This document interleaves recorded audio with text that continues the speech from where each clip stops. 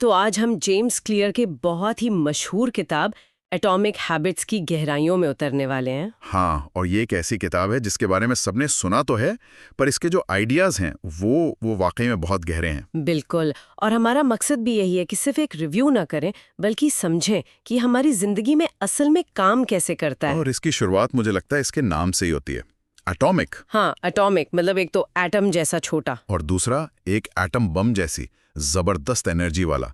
और यही तो पूरी किताब का सार है ना। बिल्कुल सही बात है कि छोटे छोटे बदलावों में ही बहुत बड़ी ताकत छिपी होती है। बिल्कुल, किताब का जो मेन आइडिया है वो ये है कि असल तरक्की बड़े कदमों से नहीं बल्कि रोज सिर्फ 1% बेहतर होने से मिलती है। चलिए तो इसी 1% वाले आइडिया से शुरू करते हैं, क्योंकि सुनने में ये बहुत बहुत आसान लगता है। हाँ, इतना आसान कि यकीन करना मुश्किल हो जाता है। सही कि एक दिन में 1% बेहतर होने से क्या ही बदल जाएगा।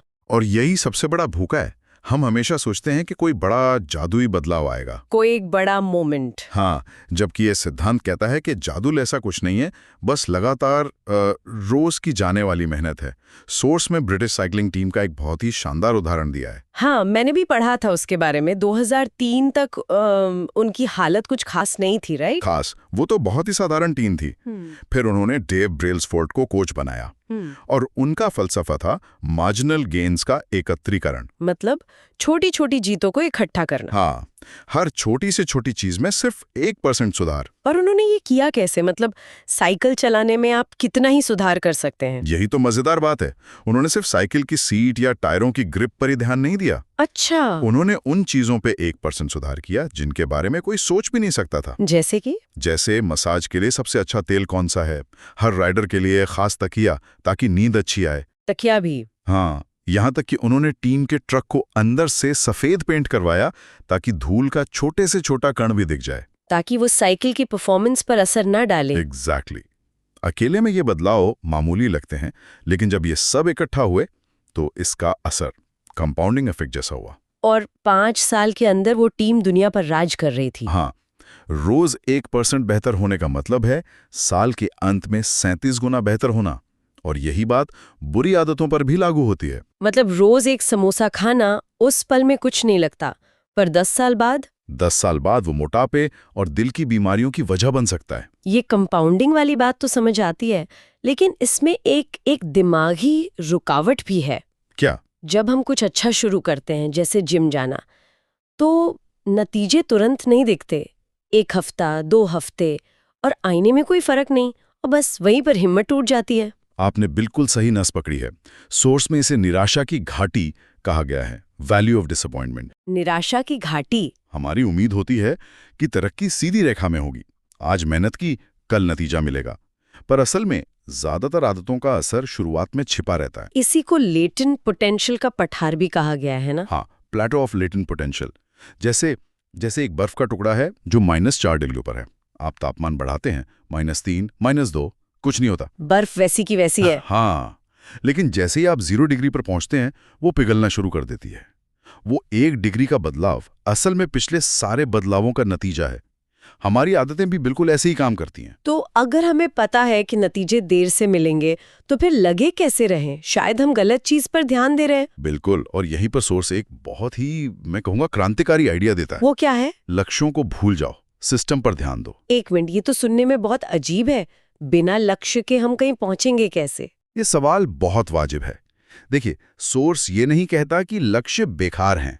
लक्ष्य दिशा तय करने के लिए जरूरी हैं, पर सिर्फ लक्ष्यों पर टिके रहने में कुछ समस्याएं हैं। अच्छा, जैसे पहली? जीतने वाले और हारने वाले दोनों के लक्ष्य एक ही होते हैं। हर एथलीट गोल्ड मेडल जीतना चाहता है ना? पर जीतता कोई एक है। तो फर्क लक्ष्य में नहीं, तैयारी के सिस्टम में है। ये बात तो सही है। दूसरी बात, लक्ष्य पाना बस एक पल की खुशी है। मैराथन दौड़ लिया, उसके बाद क्या? अक्सर लोग वापस पुरानी आदतों पर लौट आते हैं। ठीक है, तो सिस्टम का मतलब क्या है? अगर लक्ष्य मंजिल है, तो सिस्टम? वो रास्ता है। हाँ, सिस्टम वो प्रक्रिया है, वो रोज के काम है जो आपको नतीजों तक ले जाते हैं। एक लेखक का लक्ष्य है किताब लिखना है, लेकिन उसका सिस्टम है हर रोज 1 घंटा लिखना। मतलब एक बार सिस्टम बन गया तो आप एक नहीं 10 किताबें लिख सकते हैं। बिल्कुल। और यहीं पर पहचान यानी आइडेंटिटी का आइडिया आता है, जो शायद इस किताब का सबसे गहरा हिस्सा है। हाँ, ये बहुत पावरफुल है। सोर्स बताता है कि बदलाव के 3 स्तर होते हैं। सबसे बाहर है नतीजा, मतलब आउटकम, जैसे वजन कम करना। हाँ। उससे अंदर है प्रक्रिया यानी प्रोसेस, जैसे जिम जाना। और सबसे गहरा, सबसे अंदरूनी स्तर है पहचान यानी आइडेंटिटी। आप खुद को क्या मानते हैं? और ज्यादातर लोग बाहर से अंदर की तरफ बदलाव करने की कोशिश करते हैं। सही कहा। वो सोचते हैं मुझे वजन कम करना है इसलिए मैं जिम जाऊंगा। लेकिन ये टिकाऊ नहीं है। तो सही तरीका है अंदर से बाहर की तरफ जाना। बिल्कुल। बदलाव की शुरुआत पहचान से होनी चाहिए। सवाल ये नहीं कि मुझे क्या हासिल करना है, सवाल ये है कि मुझे कौन बनना है। ये तो पूरा नजरिया ही बदल देता है। हाँ, आप ये नहीं कहते कि मुझे सिगरेट छोड़नी है, आप कहते हैं मैं स्मोकर नहीं हूँ। और हर बार जब आप सिगरेट को मना करते हैं, आप अपनी उस नई पहचान के लिए एक वोट डाल रहे होते हैं कि मैं एक नॉन स्मोकर हूँ। ये बहुत ही शक्तिशाली विचार है। तो अगर हमें अपनी पहचान बनानी है तो असल में ये आदतें बनती कैसे हैं?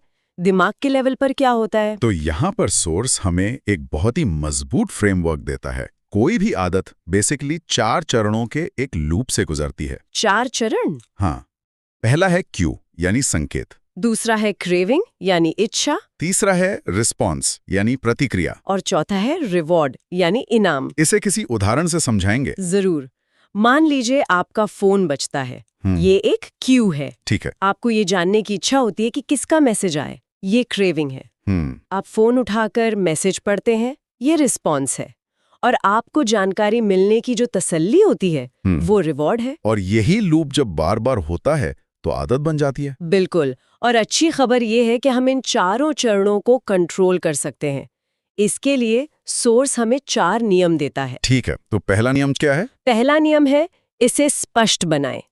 मेक इट ऑब्वियस, मतलब आदत डालने का जो संकेत है, जो क्यू है, उसे अपने सामने रखें। एग्जैक्टली। अगर रोज सुबह विटामिन की गोली खानी है तो उसे किचन के काउंटर पर रखो, दराज में नहीं। और इसी में हैबिट स्टैकिंग का आइडिया भी आता है ना? हाँ, ये बहुत ही असरदार तरीका है। किसी नई आदत को अपनी किसी पुरानी आदत के साथ जोड़ दो। जैसे मैं सुबह की कॉफी बनाने के बाद 1 मिनट ध्यान करूंगी। बिल्कुल। ये नई आदत के लिए एक बहुत ही स्पष्ट क्यू बना देता है। ये तो आसान लगता है। दूसरा नियम क्या है? दूसरा नियम है इसे आकर्षक बनाएं, मेक इट अट्रैक्टिव। अच्छा, क्रेविंग वाले हिस्से के लिए। हाँ, हमें वो काम करने में मजा आता है जिसमें मजा आने की उम्मीद हो। तो किसी मुश्किल आदत को किसी मजेदार काम के साथ जोड़ दो। इसे टेम्पटेशन बंडलिंग कहते हैं। मतलब? जैसे कि मैं अपना पसंदीदा पॉडकास्ट तभी सुनूंगी जब मैं वॉक पर जाऊंगी। एकदम सही। धीरे धीरे आपका दिमाग वॉक करने को उस पॉडकास्ट के मजे से जोड़ने लगेगा और वॉक करना अपने आप में आकर्षक बन जाएगा। ये दिलचस्प है। अब आते हैं तीसरे नियम पर, जो मुझे लगता है सबसे जरूरी है। कौन सा? इसे आसान बनाएं, मेक इट इजी, क्योंकि यहीं पर ज्यादातर लोग अटक जाते हैं। बिल्कुल। हम इंसान स्वभाव से ही कम मेहनत वाला रास्ता चुनते हैं। इसीलिए किसी भी नई आदत को इतना आसान बना दो कि उसे ना करने का कोई बहाना ही ना हो। और यहीं पर वो 2 मिनट रूल आता है। हाँ, 2 मिनट रूल। किसी भी नई आदत को ऐसे शुरू करो कि उसे पूरा करने में 2 मिनट से भी कम लगे। रोज एक किताब पढ़ूंगी के बजाय रोज एक पन्ना पढ़ूंगी, या रोज योगा करूंगी के बजाय सिर्फ अपना योगा मैट बिछाऊंगी। पर सिर्फ मैट बिछाने से क्या होगा? बात सेहत बनाने की है ही नहीं, बात है आदत बनाने की। एक बार आपने मैट बिछा लिया तो बहुत मुमकिन है कि आप योगा कर भी लेंगे। ये आलस को खत्म कर देता है। ये तो बहुत प्रैक्टिकल है। और चौथा आखिरी नियम? चौथा नियम है इसे संतोषजनक बनाएं, मेक इट सैटिस्फाइंग। रिवॉर्ड वाला हिस्सा। हाँ, हमारे दिमाग को तत्काल संतुष्टि पसंद है। अच्छी आदतों की समस्या ये है कि उनका इनाम, जैसे अच्छी सेहत, वो बहुत देर से मिलता है। और बुरी आदतों का इनाम तुरंत मिलता है। हमें बस इस समीकरण को उलटना है। आदत पूरा होते ही खुद को कोई छोटा तत्काल इनाम दे। जैसे कैलेंडर पर एक एक्स बनाना। हाँ, वो चेन को न तोड़ने का जो संतोष मिलता है वो अपने आप में एक इनाम है। या फिर कोई हैबिट ट्रैकर इस्तेमाल करना। ठीक है, तो ये चारों नियम तो अच्छी आदतें बनाने के लिए एक बेहतरीन गाइडबुक की तरह है।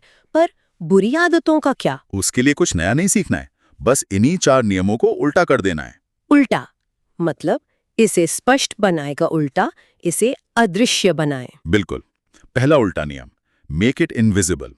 अगर फोन आपका ध्यान भटकाता है तो काम करते समय उससे दूसरे कमरे में रख दें।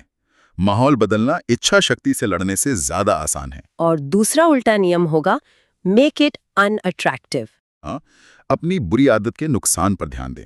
खुद को याद दिलाएं कि इसकी असल कीमत क्या है। तीसरा, इसे आसान बनाएं का उल्टा, इसे मुश्किल बनाएं। सही। आदत और आपके बीच में रुकावटें खड़ी कर दें। अगर आप टीवी बहुत देखते हैं तो हर बार देखने के बाद रिमोट को किसी दूसरी अलमारी में रख दें। मतलब अगली बार टीवी चलाने के लिए मेहनत करनी पड़े। हाँ, शायद आप इरादा ही बदल दें। और आखिरी में चौथा उल्टा नियम, मेक इट अनसैटिस्फाइंग। इसका सबसे अच्छा तरीका है एक अकाउंटेबिलिटी पार्टनर बनाना। किसी दोस्त को बताएं और एक सजा तय करें। जैसे, अगर मैंने सिगरेट पी तो तुम्हें 500 रुपए दूंगा।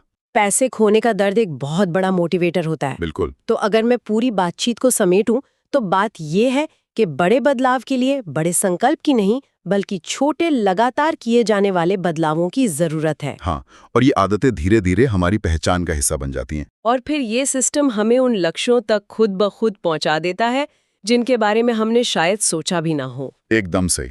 और ये पूरा विश्लेषण हमें एक बहुत गहरे सवाल पर लाकर छोड़ देता है। वो क्या है?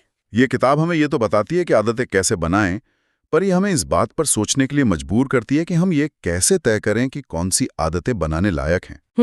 क्योंकि आप दुनिया की सबसे अच्छी तकनीक का इस्तेमाल करके भी गलत दिशा में जा सकते हैं। तो शायद सबसे जरूरी कदम इन तकनीकों को इस्तेमाल करने से भी पहले आता है। ये सोचना कि हम असल में कौन बनना चाहते हैं। हाँ, वो कौन सी पहचान है जिसे हम सच में अपनाना चाहते हैं और क्यों। इस सवाल का जवाब ही हमारी आदतों की दिशा तय करेगा।